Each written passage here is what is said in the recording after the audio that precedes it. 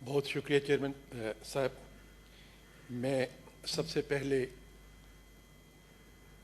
انتہائی محترم سینیٹر رضا ربانی صاحب کی اعلیٰ ظرفی پہ ان کا شکریہ ادا کرتا ہوں کہ ان کی اس اعلیٰ ظرفی سے اور وسعت قلبی سے پارلیمنٹ کا مقام پاکستان کے عوام کی نظروں میں بلند ہوتا ہے. یقیناً دعا گو ہوں کہ ہم سب کو بھی اللہ تعالیٰ ایسا ہی رویہ اختیار کرنے کی ہمت اور صلاحیت عطا فرمائے. جناب والا، میں اصل موضوع سے پہلے جو گفتگو یہاں پہ کی گئی اس میں سے چند باتیں ایسی ہیں جن کی طرف آپ کی توجہ دلانا اپنا فرض سمجھتا ہوں. میں طالب علم ہوں. دن میں 2-3 گھنٹے ضرور صرف کرتا ہوں کہ اگر کوئی کتاب انٹرنیٹ پہ میسر ہو، کتابی شکل میں میسر ہو، تو اس کے مطالعے سے مستفید ہو سکوں. 70 سال کی میری عمر ہے جناب. آج تک کسی کتاب میں، خواہ وہ اردو کی تھی، پنجابی کی تھی، پشتو یا بلوچ زبان میں تھی، یا سندھ میں تھی، یا کسی غیر ملکی زبان میں تھی جن سے تھوڑا بہت میں واقف ہوں، مجھے تن دو جیسا کوئی لفظ نہیں ملا. یہ لفظ میں نے پارلیمنٹ میں سنا اور آپ کی صدارت میں سنا. میں آپ کی وسعت قلبی کو بھی سراہتا ہوں کہ آپ ایسے الفاظ کو استعمال کرنے کی اور جذب رکھنے کی حوصلہ رکھتے ہیں اور برداشت کرنے کی قوت رکھتے ہیں. آپ بھی اس کے لیے تحسین کے مستحق. جناب والا،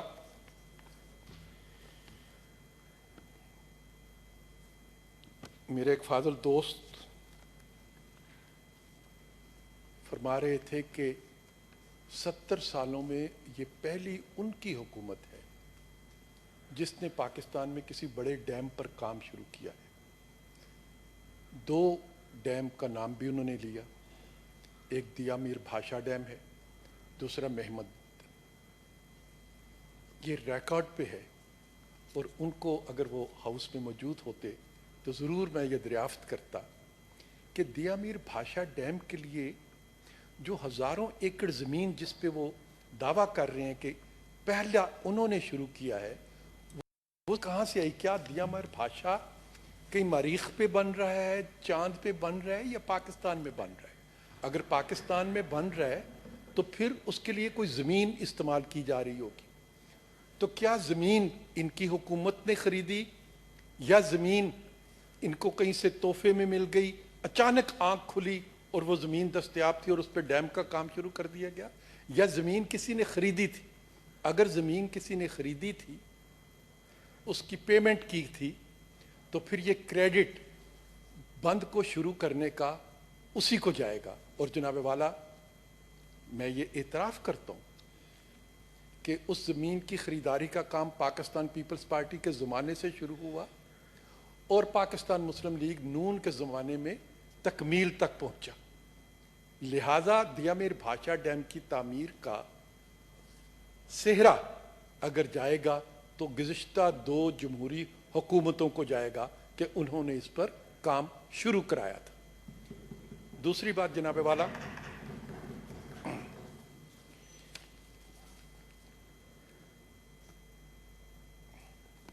ان کا کہنا ہے کہ پھول شاخوں پہ کھلنے لگے،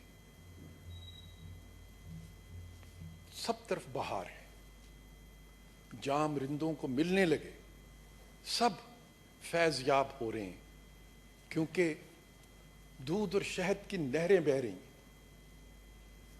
میں اس ہاؤس کی موجودگی میں انہیں دعوت دیتا ہوں کہ کل، پرسوں، دوپہر، شام، جب ان کے پاس اپنی مصروفیات میں سے کچھ وقت دستیاب ہو، یہ ناچیز ان کے ساتھ اسلام آباد، راولپنڈی، پشاور جہاں پہ ان کی 8 سال سے حکومت ہے. لاہور، ملتان، کوئٹہ، جہاں چاہیں، جس شہر میں چاہیں، میں ان کے ساتھ اس کے کسی بازار میں جانے کے لیے تیار ہوں. جناب والا، ان کا سرکاری پی ٹی وی کا کیمرہ ساتھ ہوگا اور سرکاری پی ٹی وی کی ڈی ایس این جی بھی ان کے ساتھ ہوگی. یہ حقیر بھی ان کے ساتھ ہوگا. ہم بازار میں کھڑے ہوں گے، کیمرے میں لوگوں سے وہ سوال کر کے پوچھیں گے کہ کیا تمہیں دستیاب چیزیں ماضی کے مقابلے میں ارزاں نرخوں پر مل رہی ہیں یا مہنگے نرخوں پر مل رہی ہیں؟ اور جو جواب آئے گا پی ٹی وی پہ اس کو چلایا جائے گا. وہ لوگوں سے سوال کریں گے کہ کیا تمہاری قوت خرید 2013 سے 2018 کے زمانے کے مقابلے کی ہے، اس سے کم ہوئی ہے یا اس سے زیادہ ہوئی ہے؟ جو جواب آئے گا وہ پی ٹی وی پہ چلے گا، لائیو چلے گا. میں تیار ہوں. ان سے کہیے کہ وہ اپنا وقت عنایت فرما دیں، پی ٹی وی کو ہدایت کر دیں، تاکہ ہم بازار میں جا کے جن دودھ اور شہد کی نہروں کے بہانے کا ذکر وہ اس فلور پہ کر رہے ہیں، اس ایوان میں کر رہے ہیں، اس کا ہم پاکستان کے لوگوں سے جواب تو سن لیں، تاکہ دودھ کا دودھ اور پانی کا پانی ہو جائے کہ سپریم کورٹ آف پاکستان نے جس کو صادق اور امین کا سرٹیفکیٹ عطا کیا، اس کے زمانے میں خلق خدا کیا کہتی ہے، اور جن کو نااہل کیا گیا ان الزامات پہ جو آج بھی پاکستان کی کسی عدالت میں ثابت نہیں کیے جا سکتے، ان کے بارے میں خلق خدا کیا کہتی ہے. ہاؤس میں آ کے کھڑے ہو کے تقریر کر لینا اور پاکستان کے عوام کی عدالت میں جا کر پیش ہونا اور اس سے اپنی باتوں کی تائید کرانا، جناب والا یہ دو مختلف عمل ہے. لہذا میں تیار ہوں کہ بازار میں چلتے ہیں اور خلق خدا سے، عوام کی عدالت سے ان کے سچ اور جھوٹ کو دریافت فرماتے ہیں.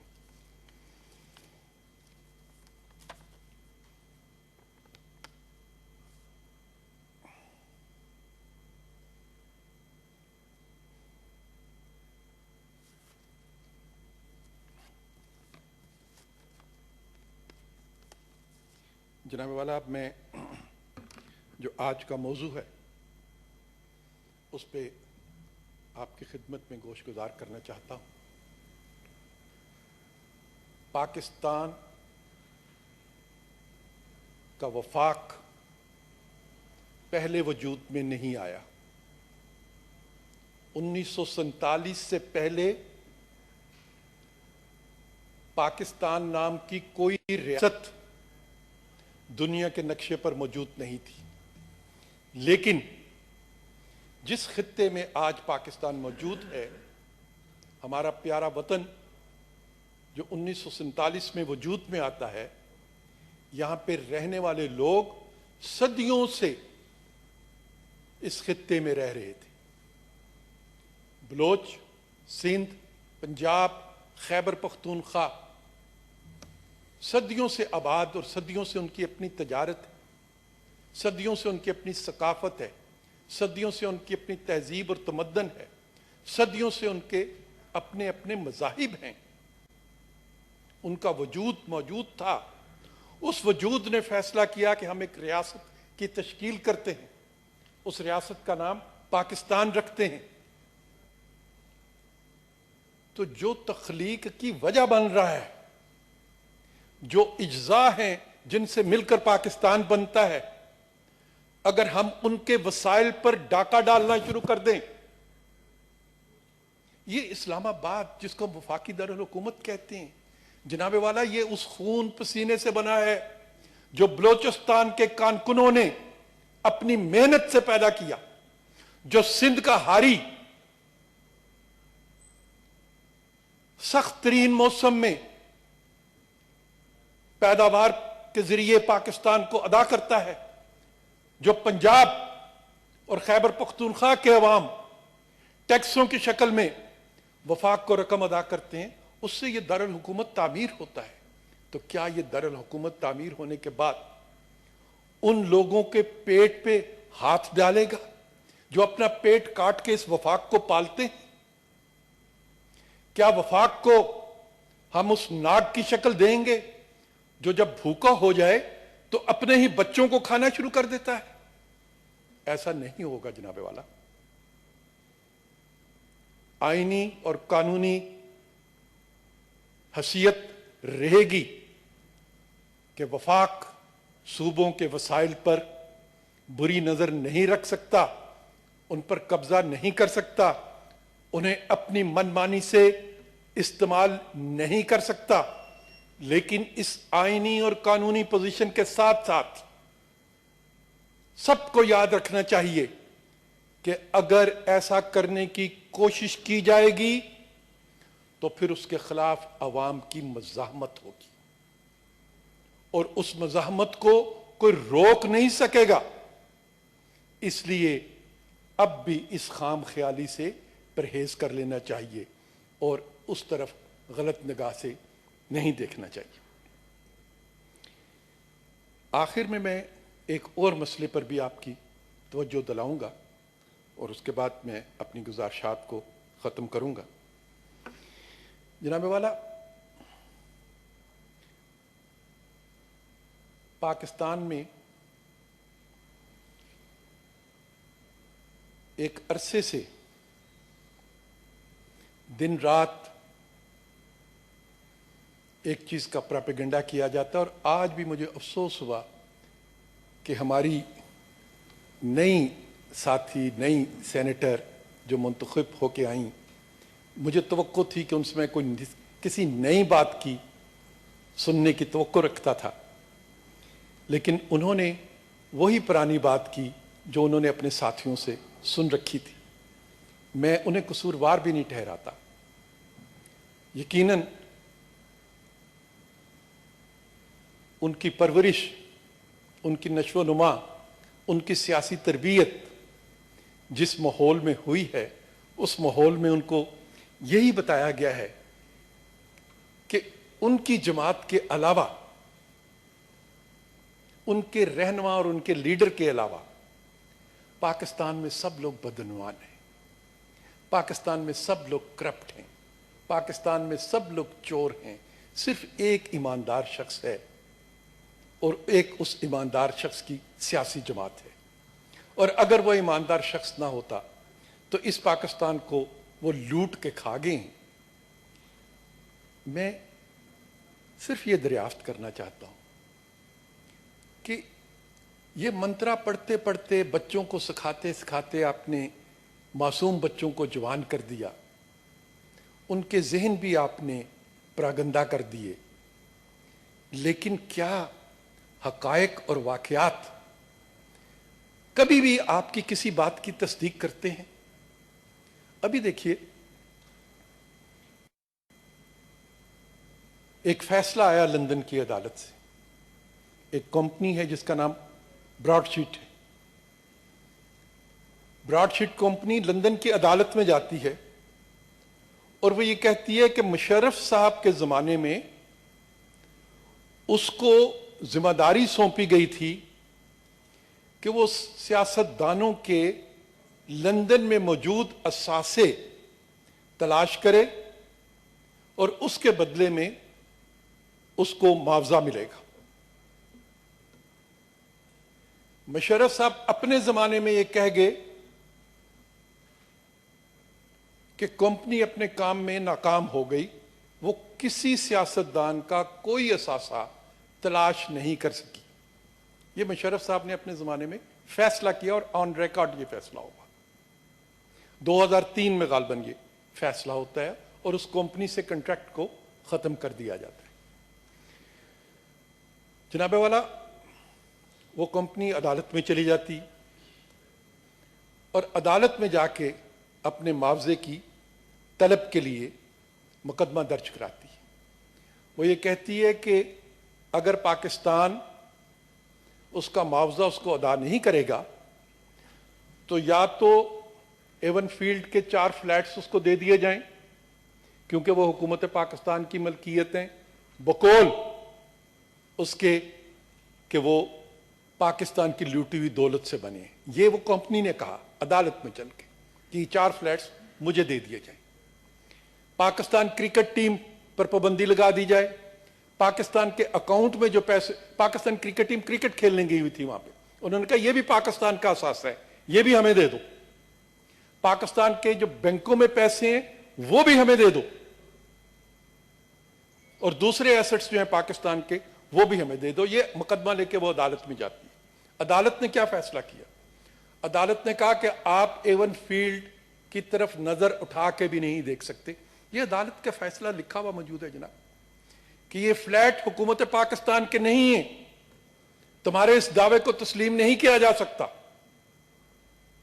لہذا نواز شریف تو سچا ثابت ہوا, اس کمپنی کو وہ فلیٹ نہیں دیے گئے, لیکن حکومت پاکستان کے جو پیسے یو کے بینکوں میں موجود تھے ان کو ضبط کرنے کا حکم دیا گیا اور کہا گیا کہ کمپنی کو ادائیگی کی جائے. لہذا کمپنی کو ادائیگی کی گئی 27-28 ملین پاؤنڈز. جناب والا, یہ کوئی جو فیسیں دی گئی ہیں وکلا کو مقدمہ لڑنے کے دوران, جو ان کے کلیمز تھے, وہ ان سب کو اگر جمع کیا جائے تو وہ کچھ 700 کروڑ پاکستانی روپیہ بنتا ہے. 700 کروڑ پاکستانی روپیہ, جو مشرف کی حماقت اور عمران خان کے جھوٹے الزامات کی وجہ سے پاکستان کو ایک ایسی کمپنی کو ادا کرنا پڑا جس کو غالباً دنیا کا کوئی دوسرا ملک ہائر کرنے کو تیار نہیں تھا, کہ وہ لیکویڈیٹ ہو رہی تھی. وہ کمپنی لیکویڈیٹ ہو رہی تھی. 700 کروڑ روپیہ. جناب کیا اس 700 کروڑ روپے سے میرے بچوں کے لیے سکول نہیں بن سکتے تھے؟ کیا اس 700 کروڑ روپے سے میرے غریب والدین جو ہیں ان کو دوائیاں میسر نہیں کی جا سکتی تھیں؟ کیا اس 700 کروڑ روپے سے پاکستان میں آٹے اور چینی کی قیمتوں کو نیچے لانے میں مدد نہیں کی جا سکتی تھی؟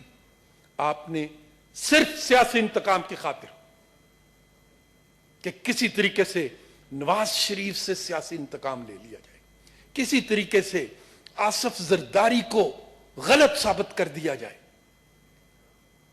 کسی طریقے سے پاکستان مسلم لیگ کو, پاکستان پیپلز پارٹی کو, مولانا فضل الرحمان کو عوام کی نظروں میں گرا دیا جائے, کروڑوں روپیہ اس کے لیے خرچ کرنا پڑ جائے. الحمدللہ وہ نیب نہیں تھی جہاں پہ لوگوں کو بلیک میل کر کے ان کی ویڈیوز دکھا کے فیصلے کرا لیے جاتے ہیں. اس لیے وہاں پہ انصاف ہوا اور آپ کو جرمانہ ادا کرنا پڑا, اور مزید جرمانے آپ کو ادا کرنے پڑیں گے, مزید جرمانے ادا کرنے پڑیں گے آپ کو. تو سرخ رو کون ہوا جسے صادق اور امین کا سرٹیفکیٹ دیا سپریم کورٹ آف پاکستان کے سابق جج نثار صاحب نے؟ یا سرخ رو وہ ہوا جسے نااہل قرار دے کے پاکستان کی سیاست سے باہر رکھنے کی کوشش کی جا رہی ہے؟ اور آج بھی کیا رویہ کہ پاکستان کے لوگوں سے اس خبر کو چھپایا جاتا ہے, لیکن اسی کمپنی کا چیف ایگزیکٹو جب بلیک میل کرنے کے لیے مزید جھوٹ بولتا ہے, ان سے مزید پیسے بٹورنے کے لیے مزید جھوٹے الزامات لگاتا ہے, تو اس پہ ٹیلی ویژن پہ گھنٹوں پروگرام کیے جاتے ہیں. اور خود اس کمپنی کے بارے میں مشیر جو ہیں احتساب کے شہزاد اکبر صاحب, ان کی ڈان میں خبر چھپی ہوئی ہے کہ وہ کہتے ہیں کہ یہ کمپنی فراڈ کمپنی ہے. یہ پاکستان کو انہوں نے مثال دی ہے کہ دے آر ملکنگ دا ملک. تو یہ اس طرح کے جو فیصلے کیے گئے سیاسی انتقام کی لینے کی خاطر, اور اربوں روپیہ اب ہم ہر جانوں کا ادا کر رہے ہیں, کیا اس کا کوئی احتساب کرے گا؟ کوئی ہے جو سوال اٹھائے گا نیب کے چیئرمین صاحب سے؟ کوئی ہے جو اس سوال کا جواب دے گا پاکستان کی موجودہ حکومت سے پوچھ کے کہ یہ جو اربوں روپے ہم اس دیوانگی پہ خرچ کر رہے ہیں، یہ بدعنوانی کی کون سی قسم ہے؟ کیا یہ بدعنوانی کے زمرے میں آتی ہے یا نہیں آتی؟ کیا یہ میرے ٹیکسوں کے پیسے، یہ 700 کروڑ روپے جناب، اگر میں نے 1 روپیہ بھی ٹیکس کا ادا کیا ہے تو اس 700 کروڑ روپوں میں میرا 1 روپیہ شامل ہے۔ جناب والا، آپ کی تنخواہ سے جو ٹیکس کٹتا ہے وہ بھی ان 700 کروڑ روپوں میں شامل ہے۔ میرا غریب موٹر سائیکل پر پھرنے والا جب پیٹرول کا 1 لیٹر خریدتا ہے وہ بھی ان 700 کروڑ روپوں میں کنٹریبیوٹ کرتا ہے۔ تو یہ آپ نے ہم غریبوں کے 700 کروڑ روپے ادا کر دیے۔ جی کیا آپ پوچھیں گے، کسی سے پوچھیں گے کہ یہ بدعنوانی کس نے کی، کون کون اس میں حصے دار ہے، اور اس کا بھی کسی سے کوئی جواب لیا جائے گا؟ اگر آج نہیں تو کل لیا جائے گا جناب والا۔ بہت بہت شکریہ۔